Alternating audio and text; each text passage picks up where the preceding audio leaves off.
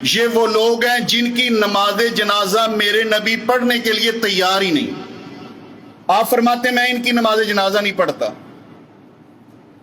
وہ حریص نبی، وہ عزیز علیہ ما انتم پیغمبر، وہ بالمؤمنین رؤوف الرحیم پیغمبر، وہ رحمت للعالمین پیغمبر، علی خلق عظیم پیغمبر.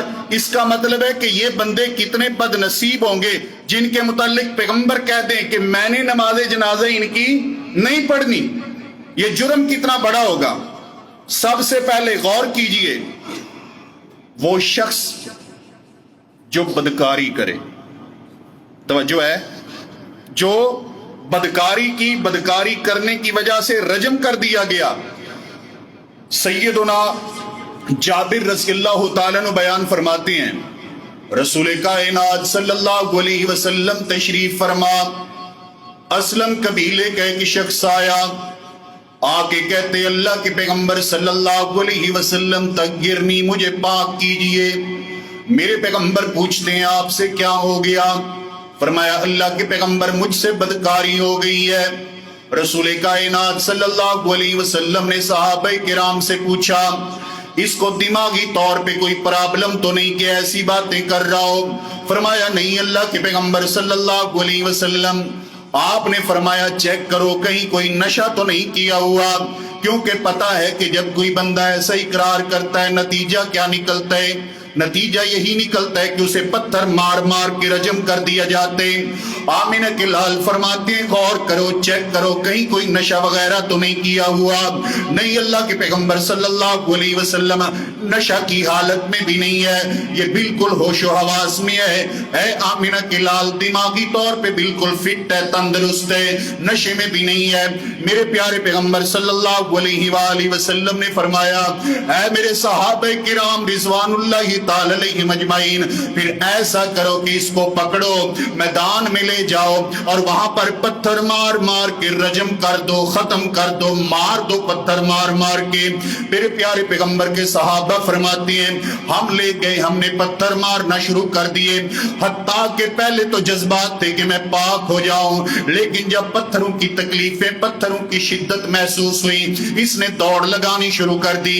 آگے سے ایک شخص آ رہا، اس کے ہاتھ میں اونٹ کا جبڑا تھا، ذبح ہوا اونٹ، اس کا جبڑا ملا، اس نے وہی مارا، یہ فوت ہو گیا، مر گیا اسی مقام پر. میرے پیارے پیغمبر صلی اللہ علیہ وآلہ وسلم کو آ کے صحابہ کرام نے یہ واقعہ سارا سنایا، بتایا. حضرات گرامی امام کائنات صلی اللہ علیہ وسلم نے کیا فرمایا؟ بات مختصر کروں گا.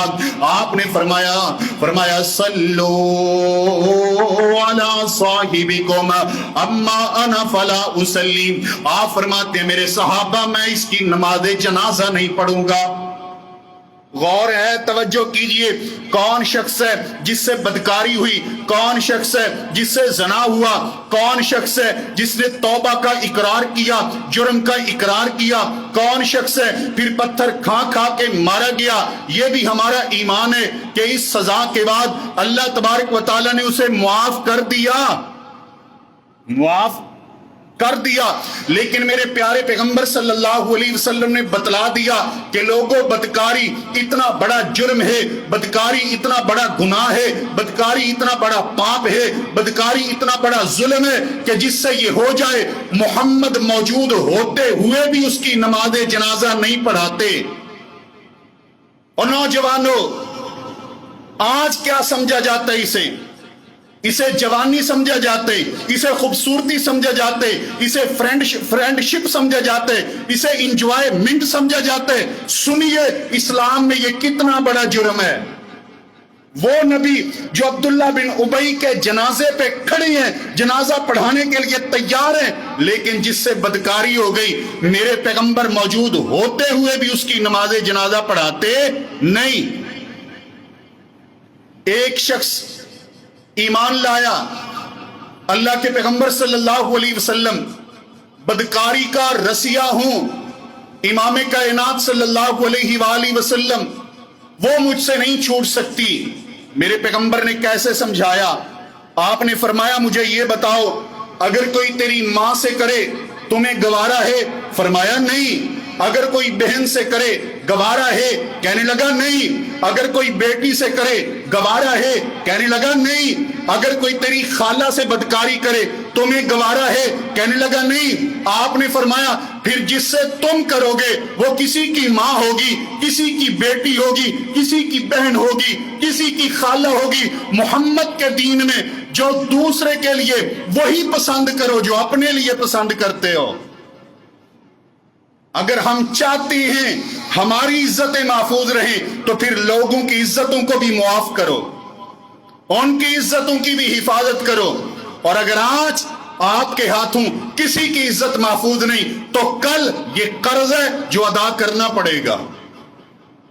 رسول اللہ صلی اللہ علیہ وسلم حریص علیکم، حریص ہے میرے پیغمبر، لیکن جس سے بدکاری سرزد ہوئی اونچی بولو، نماز جنازہ پیغمبر نے پڑھائی نہیں۔ کتنا بڑا پاپ اور کتنا بڑا جرم ہے یہ۔ دوسرا، وہ شخص جو مقروض ہے، جس پہ قرض ہے۔ سیدنا سلمہ بن اکوع رضی اللہ تعالیٰ عنہ بیان کرتے ہیں، فرمایا ایک جنازہ لایا گیا، رسول اللہ صلی اللہ علیہ وسلم کو کہا گیا اللہ کے پیغمبر صلی علیہ اس کی نماز جنازہ پڑھا دیجئے۔ میرے پیارے پیغمبر صلی اللہ علیہ وسلم نے پوچھا علیہ دین، اس پہ قرضہ تو نہیں؟ فرمایا اللہ کے نبی علیہ دیناران، اس پہ 2 دینار قرضہ ہے۔ میرے پیارے پیغمبر صلی اللہ علیہ وسلم نے فرمایا، آپ نے فرمایا اما انا فلا اصلی علیہ صلو علی صاحبکم، تم پڑھو اس کی نماز جنازہ، میں محمد تو نہیں پڑھوں گا۔ کون ہے مقروض؟ جس پہ قرض ہے۔ قرضے کی پرواہ کیجئے، ادائیگی کی فکر کیجئے، اپنے اوپر قرض اضافی اور زائد مت چڑھائیے۔ یہ بھی گناہ ہے، یہ بھی جرم ہے۔ کیا پتہ آپ کو ادائیگی کی توفیق ملتی ہے یا نہیں ملتی۔ ہم اپنی خواہشات کے لیے پتہ چل جائے نا گورنمنٹ قرضہ دے رہی ہے، ضرورت نہیں ہے تو وہ بھی درخواست دے آئے گا بھی جی دیر کیوں رہی ہے۔ قرضہ مل جائے تو ایسے جیسے غنیمت مل گئی۔ میرے محترم ساتھیوں، میرے پیغمبر نے فرمایا 2 دینار ہیں، 2 دینار ہیں، میں نہیں پڑھاؤں گا جنازہ۔ اللہ کے نبی صلی اللہ علیہ وسلم جب پیچھے ہٹے، سیدنا ابو قتادہ رضی اللہ تعالیٰ عنہ کہنے لگے اللہ کے نبی علیہ دیناران، یہ 2 دینار میرے ذمہ آئے، آپ جنازہ تو پڑھا دیجئے، دعا سے محروم نہ کیجئے۔ فرمایا بالوفا، اے ابو قتادہ وعدہ ہی ہے یا پورا بھی کرو گے؟ فرمایا بالوفا، امام کائنات پورا کروں گا۔ فرمایا اب وہ آپ کے ذمہ۔ میرے نبی نے تب نماز جنازہ پڑھائی۔ اگلا بندہ خودکشی کرنے والا، خودکشی کرنے والا۔ یہ جرائم کتنے عام ہوتے جا رہے ہیں، کوئی قرضے کی وجہ سے، کوئی تنگ کی وجہ سے، کوئی بھوک کی وجہ سے، کوئی اور بھی سسٹم ہے، چلو میں نہیں دستا۔ خودکشی کر گیا، خودکشی یہ کتنا بڑا جرم ہے۔ رسول اللہ صلی اللہ علیہ وسلم کے زمانے میں ایک شخص تیر کا پھالا اس کے ذریعے اپنے آپ کو ہلاک کر لیا۔ میرے پیارے پیغمبر صلی اللہ علیہ وسلم فرماتے ہیں اما انا فلا اصلی، میں محمد اس کی نماز جنازہ نہیں پڑھوں گا۔ نہیں پڑھائی نماز جنازہ۔ پہلے آپ کو بتایا نا کہ دعا کے لیے میرے پیغمبر کتنے تڑپتے تھے۔ فرمایا مجھے لے چلو، دفن کرائے ہو تو لے چلو، مجھے اس عورت کی قبر پہ کھڑا کرو، میں اس کی نماز جنازہ۔ لیکن یہ کون ہے؟ یہ مقروض ہے، فرماتے نہیں پڑھاتا۔ یہ کون ہے؟ خودکشی کرنے والا ہے، فرمایا نہیں پڑھاؤں گا نماز جنازہ۔ یہ کون ہے؟ جس سے بدکاری سرزد ہوگی، فرمایا نہیں پڑھاؤں گا نماز جنازہ۔ آج کی آخری حدیث سنیے، وصیت میں ظلم کرنے والا، وصیت میں ظلم کرنے والا۔ بڑے مسائل ہمارے سامنے آتے ہیں، کہتے ہیں جی ہمارے بابا جی ایسے کر گئے ہیں کہ وہ ایک دکان تھی ان کی، وہ اپنے بڑے بیٹے کے یا چھوٹے بیٹے کے یا درمیانے بیٹے کے نام کر گئے ہیں، باقی 2 بیٹے ہیں انہیں محروم کر گئے ہیں، یا بیٹوں کے نام کر گئے ہیں، بیٹیوں کو محروم کر گئے ہیں، بیٹیوں کو کچھ نہیں دے کے گئے۔ سنیے، یہ کوئی معمولی کام نہیں ہے جو کر کے بیٹھی ہیں کہ میں نے بڑی دانائی کی ہے، بڑی عقل مندی کی ہے، یہ بیٹیوں کو جانا تھا تو کسی اور گھر ہی جانا تھا نا، میں نے بیٹوں کو دے کر مال بچا لیا، لہذا اگلے گھر کہیں اور جانے سے میں نے اپنے مال کو روک لیا۔ سنیے رسول اللہ صلی اللہ علیہ وسلم نے کیا فرمایا۔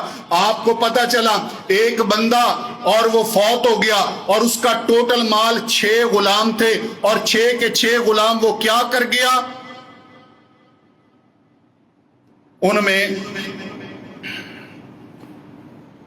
اور کچھ تھا ہی نہیں، انہیں آزاد کر گیا۔ کیا کہا کہ میرے جانے کے بعد یہ آزاد ہوں گے، میرے جانے کے بعد یہ آزاد ہیں۔ وصیت غلط ہے۔